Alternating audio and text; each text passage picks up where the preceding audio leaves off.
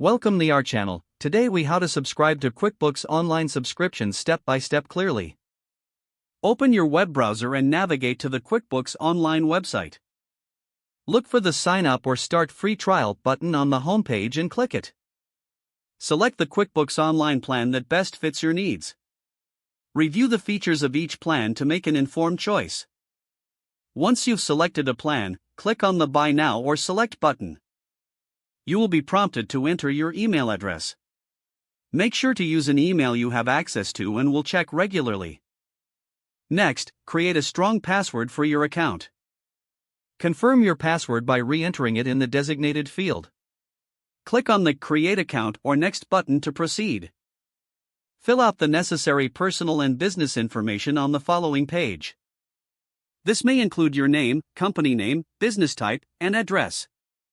Review your information for accuracy before moving forward. Once everything looks correct, click on the Continue button. You will now be presented with your payment options. Enter your billing information, including credit card details and billing address. Make sure to double-check that all information is entered correctly. Review the subscription details, including the total cost and billing cycle. Once you are satisfied, click on the Start Subscription button. QuickBooks will set up your account and take you to the dashboard.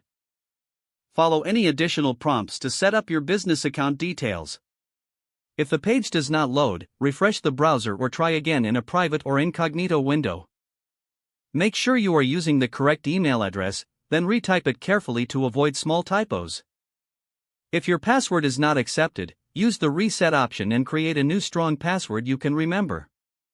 Check your spam folder for verification or security emails, then complete any requested confirmation steps. Enable two-factor authentication if available to improve account security and reduce unauthorized access risk.